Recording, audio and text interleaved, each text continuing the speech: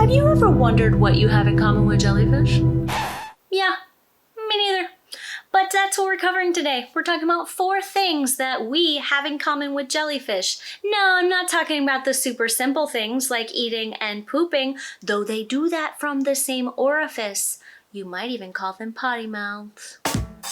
We're talking about genetically speaking. Did you know that 60% of the genes found in humans are also found in jellyfish? We're going to be covering a paper today where they sequenced 2 species of jellyfish and they dissected what are the genetic mechanisms that are conserved. Let's get right into that. The first thing we have in common with jellyfish is the number of genes we have. At least with some jellyfish. Now humans, we have 30,000 genes. Healthy number of genes, and this group sequenced 2 species of jellyfish. They sequenced a species called Rhopalima and a species called Sanderia. Rhopalima has 17,000 genes. That's quite a low number, but Sanderia has 27,000 genes. That is really close to us. I know what you're thinking, aren't we the more complex species? Well, you would be right, but not in the way you're thinking. It actually isn't the genes or the number of genes that make us more complex, it's the regulation of those genes. And you can determine this based on the whole DNA size. Now we have 3,000 million base pairs of DNA within us, but jellyfish have 256 million base pairs and 184. That is an order of magnitude less. Now that tells us that it's not the genes that make us complex, it's the regions surrounding the genes. And these are the regulatory components. Now if you think of those genes as the action heroes, as your Thor, as your Wonder Woman, as your Black Panther, or whoever your favorite superhero is, I don't have one as an objective scientific observer. Every single one of those superheroes has something that helps them along. Thor has the hammer that, brings the glory. Wonder Woman has her whip and her general badassitude. Black Panther has an entire country.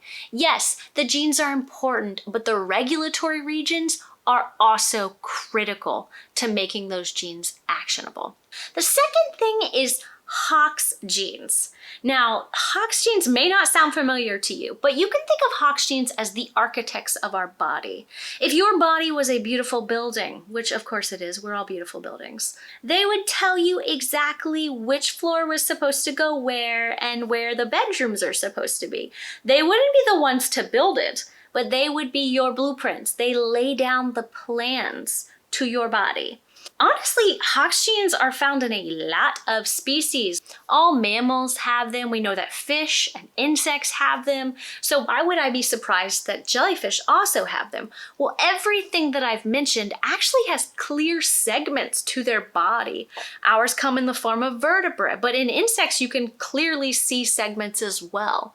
So jellyfish, they don't have these segments. So finding Hox genes within them is really cool and also probably laying down their body plan, but in a different way than us. If you're particularly interested in Hox genes, I did make a video where I talk about the particular interesting genetics behind mammalian Hox genes, so go check that out. The third thing that we have in common with jellyfish is microRNAs. What are microRNAs, you ask? Well, microRNAs are little tiny RNAs that shut down other RNAs. Yeah, the central dogma of biology where DNA turns into RNA and that then turns into protein is not entirely true. Because sometimes DNA can just turn into RNA and stop there. The end. And that can be regulated by microRNAs. MicroRNAs can actually shut down other RNAs and stop them from being turned into protein. MicroRNAs are found within a lot of species, including plants, so it's not shocking to find them within jellyfish. Honestly, it doesn't look like jellyfish have any microRNAs in common with us, but that's okay. The fourth thing that we have in common with jellyfish is mitochondrial DNA, but their mitochondrial DNA is a little bit different. Yeah, in case you didn't know, our mitochondria, the so-called powerhouse of the cell, the little organelle inside every single cell within our body, that mitochondria has its own DNA. And jellyfish seem to have linear mitochondrial DNA, at least some of them. We don't. Our mitochondrial DNA is actually circular. So this is cool because they do have mitochondrial DNA, totally expected, but theirs is a little bit different. The last bonus similarity is actually not between us. It's between jellyfish and a fly. Yeah, many of you probably know that insects undergo a series of metamorphoses. Probably the most popular is the caterpillar turning into a beautiful butterfly. But the same thing happens for jellyfish. They actually turn from an egg into a polyp stage, which looks a little bit like a sea anemone. And then that turns into an ephrae, which is like a little flower that just floats along in the ocean. And then that turns into the final stage and the one that we're most familiar with, which is called the medusa. So they undergo metamorphosis as well. The interesting thing is the hormones that regulate insect metamorphosis are known. And those hormones seem to exist within jellyfish. This is kind of crazy, right? Every single one of the hormones within that pathway are actually found within jellyfish. So that suggests to me that there's only one major mechanism in order to undergo metamorphosis, and that is conserved between flies and jellyfish.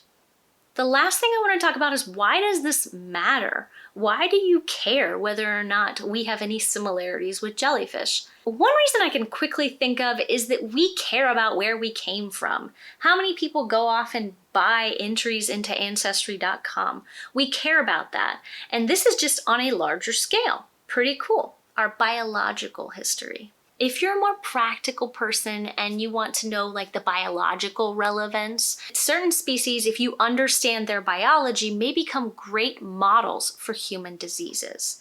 And lastly, it can give you ideas for biological mechanism. This comes from a blog from Peter Sarkis, where they were interested in DNA methylation, which is a little chemical that gets added to DNA in order to shut down genes. They found that certain species use DNA methylation, but not all of them.